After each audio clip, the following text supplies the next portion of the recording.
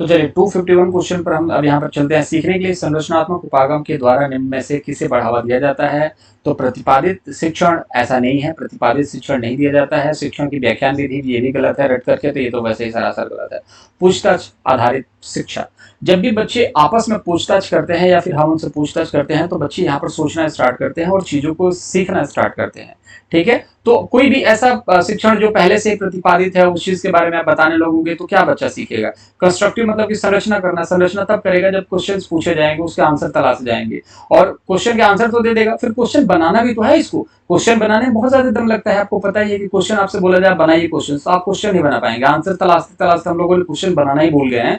तो यहाँ पर क्वेश्चन बनाना इंपॉर्टेंट है, इसलिए पूछताछ आधारित शिक्षा जो होगी, आप 2-4 प्रश्न पूछिए अपने दोस्तों से, आपके दोस्त आपसे। सामूहिक चर्चा की भी अगर हम यहाँ पर बात करें तो वो भी राइट आंसर होगा, आंसर नंबर 2 राइट आंसर।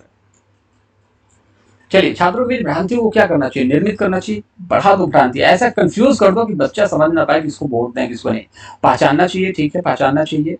अनदेखा करना चाहिए, गलत। प्रचारित करना चाहिए भी गलत है। पहचानना चाहिए, छात्रों में बीच में क्या भ्रम आ रही है ना, चीजों को लेकर के क्यों कंफ्यूज है। जैसे कि मान लो आज यहाँ पर 10 क्वेश्चन देखते हो, कहीं और 10 क्वेश्चन, कहीं और 10 क्वेश्चन, कोई कुछ बताता है, कोई कुछ बताता है, हर कोई अपने हिसाब से बताता है। भाई व्यक्तिगत जानते ही हो, विभिन्नताएं हैं, अलग अलग इंडिविजुअल डिफरेंसेस हर जगह है, तो आप कंफ्यूज हो जाओगे। आप कंफ्यूज होगे तो क्या करोगे? आप इस चीज को पहचानिए कि आपके अंदर कंफ्यूजन क्या है। मैं तो ये पहचानता हूँ कि हाँ, बच्चों को इकट्ठा सारे क्वेश्चंस मिल जाने चाहिए ताकि बच्चे इस चीज को तो एटलीस्ट देख लें कि 300 क्वेश्चन हमने एटलीस्ट कर लिया है। आप समझ रहे हैं इस चीज को? तो यहाँ पर आप देखेंगे 300 क्वेश्चन आपने कर लिया है, उस चीज को लेकर के पहचानना बहुत इंपॉर्टेंट है ताकि आपको ये लगे कि हाँ, हमने कुछ पढ़ाई करी है और पेपर में डर खत्म हो जाता है। छात्रों में भय का भाव जो होता है वो क्या करता है? अधिगम में सुधार करता है, गलत। अधिगम के लिए हानि पहुंचाता है। अगर आपके अंदर भाव आगे डर का, जैसे आप देखते हो कोई नोटिफिकेशन आया तो कोचिंग वाले आ जाते हैं, सिलेक्शन यहीं से होगा, फटाफट आ जाइए आप लोग, अदरवाइज क्या होगा कि आप लोग फेल हो जाओगे। और इतने सारे बच्चों का सिलेक्शन लेते हैं, जैसे मान के चलो कि सीट आ गई, अभी केवीएस में सीट आई थी लगभग 6000 प्राइमरी में, और बच्चों ने लगभग 8 लाख बच्चों ने फॉर्म भरा, और इसमें से कुछ नहीं तो 2-3 लाख बच्चों ने तो कहीं ना कहीं कोर्स खरीदा होगा। कोर्स लेते समय सभी बोलते हैं कि सिलेक्शन यहीं से होगा, जब फेल हो जाते तो कहते हैं कि जो जो हमने बोला था आपने किया ही नहीं। तो भाई जब कोर्स लेते समय ये क्यों नहीं बोला जाता है कि भाई जब लोगे तो फेल भी हो सकते हो अगर आप नहीं पढ़ोगे तो, ठीक है? नहीं, लेते समय तो ये सब कभी नहीं पूछा जाता कि मेरा कोर्स लेके भी आप फेल हो सकते हो। तो ये सारी चीजें क्या है? छात्रों भय का माहौल पैदा किया जाता है कि हाँ, आप फेल हो जाओगे, ले लो। बाद में बोला जाता जो टॉप कर गया हमने पढ़ाया था, जो फेल हो गया भाई फेल हो गया तो अपनी गलती से फेल हुए हो, टॉप करते तब तो हमारी वजह से टॉप करते। तो ये सारी चीजें देखो यार, मार्केटिंग स्ट्रेटजी होती है डर का माहौल पैदा करने के लिए। और इसी तरीके से आप देखोगे कोचिंग इंस्टीट्यूट के लिए भी बोला जाता है, क्लास के अंदर ना बच्चों को मुर्गा बना दिया जाता है, बाहर खड़ा कर दिया जाता है और बोला जाता है कि हमारे से ट्यूशन लोगे ना तभी जाकर के तुम्हारा अच्छा नंबर आएगा। तो बच्चे डर के मारे उनके घर में ट्यूशन भी चले जाते हैं लेने के लिए, इसलिए तो सरकार ने बैन कर दिया, एनईपी में ट्यूशन पर रोक लगा दी गई है। इस चीज को आपको पता होना चाहिए। तो हानिकारक होता है यार, अगर किसी चीज को डरा करके करोगे तो बच्चा सीख नहीं पाएगा। सेकेंड ऑप्शन जो था सही था। निम्न में से कौन सा विकल्प छात्रों को महारत हासिल करने हेतु सीखने के लिए प्रेरित करता है? प्रसिद्धि की चाह, धन की चाह, सत्ता की चाह, योग्यता की चाह। तो प्रसिद्धि, अगर आप फेमस होना चाहते हैं तो आपको क्या लगता है, आप टिकटॉक पर वीडियो बनाइए, इंस्टाग्राम रील पर वीडियो बनाइए, फेमस हो जाइए, लेकिन महारत तो नहीं हासिल कर सकते ना। विकल्प जो है छात्रों को महारत हासिल करने के लिए, आप फेमस हो जाएंगे। तो फेमस होने के लिए कौन महारत हासिल करते हैं? मैं फेमस होना चाहता हूँ। हर इंसान जो है कामयाब होना चाहता है। कामयाबी जरूरी नहीं है कि फेमस होकर के ही मिले। कामयाबी इंसान, मैं तो सामने कभी नहीं आता, तो ऐसा नहीं है कि मैं कामयाब नहीं हुआ। जो सामने आकर के वीडियोस बना रहे हैं उनको लगे कि हाँ वो तो फेमस है तो बहुत ज्यादा कूल है या फिर बहुत ज्यादा वो पैसा छाप रहे हैं, ऐसा जरूरी नहीं है। ठीक है, सामने आकर के पीछे रह करके ये सब आपके ये चीज डिसाइड नहीं कर सकती कि आप कितने कामयाब हैं। धन की चाहत के लिए आप कभी भी मेहनत ना करें कि आप पैसा कमाएंगे। आप टीचर बनना चाहते हैं, आप सोचेंगे कि मेरा 40-50 हजार अकाउंट में टक से गिर जाए और मैं अमीर हो जाऊंगा, ऐसा नहीं है। भगवान अगर एक तरफ से देते हैं तो दूसरी तरफ से लेते भी हैं। तो सिंपल सी बात यह है कि आपको ये चीज समझनी है कि आप कुछ ऐसा करिए कि आप कभी भी फेल ना हो जीवन में। अगर नौकरी मान लो आपकी नहीं लगी, इतनी चीजें पढ़ाई कर रहे हो, नहीं लगी, क्या करो?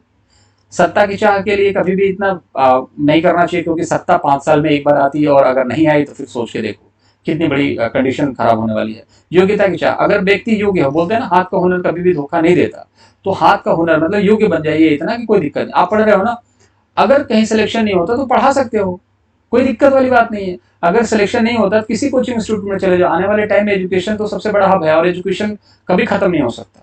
एजुकेशन ऐसे फील्ड में आप हो कि एजुकेशन कभी खत्म नहीं हो सकता। आप इस चीज को याद रखो, आप कहीं भी पढ़ा सकते हो, 2 पैसे कमा सकते हो, इसके लिए आपके पास योग्यता होनी चाहिए। तो चीजों को सीखने की योग्यता डेवलप करनी पड़ेगी। आंसर नंबर 4 जो होगा राइट आंसर। ठीक है, अर्थपूर्ण अधिगम को सुसाध्य करने के लिए एक शिक्षिका को क्या करना चाहिए। और मैं बार बार क्वेश्चन के ऑप्शन इस तरीके से समझा क्यों रहा हूं, क्योंकि मुझे ये चीज पता है कि मुझे आप लोगों को पास ही नहीं कराना है, मुझे आप लोगों को टीचर के लिए तैयार करना है। 50 बच्चे पढ़ते हैं, मुझे कोई दिक्कत नहीं है। 50 बच्चे अगर कामयाब होंगे तो बहुत बड़ा नंबर होता है, कोई दिक्कत वाली बात नहीं है। तो अर्थपूर्ण अधिगम को सुसाध्य करने के लिए एक शिक्षिका को क्या करना चाहिए। छात्रों के बीच सहयोग को हतोत्साहित, हतोत्साहित मतलब कि कहना चाहिए एक दूसरे का सहयोग मत करना तुम लोग, बिल्कुल मत करना। प्रतिस्पर्धा को प्रोत्साहित करना, कहना चाहिए कि एक दूसरे से तुम लोग तुलना करो अपने आप में। देखो, सहयोग को हतोत्साहित करना मतलब सहयोग नहीं करना है। प्रतिस्पर्धा को प्रोत्साहित करना कि प्रतिस्पर्धा करो भाई एक दूसरे से। ठीक है, विषय वस्तु को रटने पर बढ़ावा देना कि अरे क्या कर रहे हो तुम लोग, क्रिएटिव कर रहे हो, अरे बेकार आदमी हो यार आप लोग, क्रिएटिव नहीं करना, रटो बैठ करके। आप बिल्कुल आवाज नहीं आनी चाहिए, पिन ड्राइव जो पिन ड्रॉप साइलेंस होना चाहिए ना, उस तरीके से बिल्कुल जिसने शोर किया मॉनिटर नाम नोट कर लोगे। ये सब चीजें करोगे तो अर्थपूर्ण अधिगम कहाँ हो पाएगा। बच्चे डर के रहेंगे, जहां आप जाओगे अगर क्लास में से तो कहेंगे चलो चली गई। आप इस चीज को समझिए कि संप्रदाय की समझ को महत्व देना, जो भी कॉन्सेप्ट्स है ना उन कॉन्सेप्ट को आप समझाइए। बच्चे नहीं समझ पाते हैं दूसरे तरीके से, तीसरे तरीके से, आपको नहीं समझ में आता है तो आप समझिए ना, लेकिन समझाइए जरूर समझ करके। ये वाला आंसर जो होगा राइट होगा। Answer number 4 right.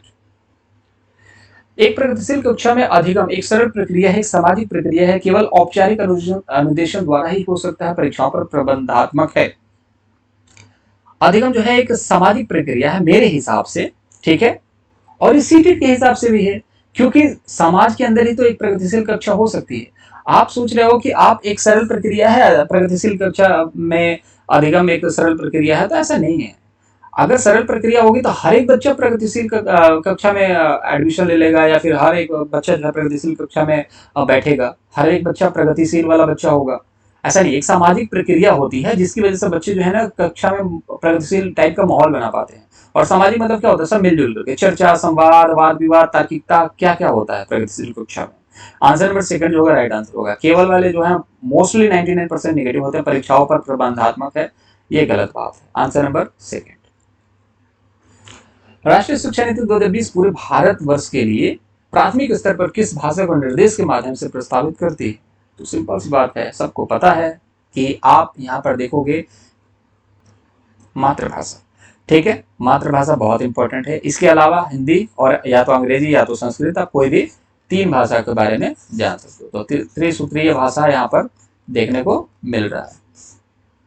चलिए आंसर नंबर 4 होगा राइट आंसर। बैठक की व्यवस्था में लचीलापन अधिगमकर्ताओं का समूह में कार्य करना किस कक्षा कक्ष की विशेषता है।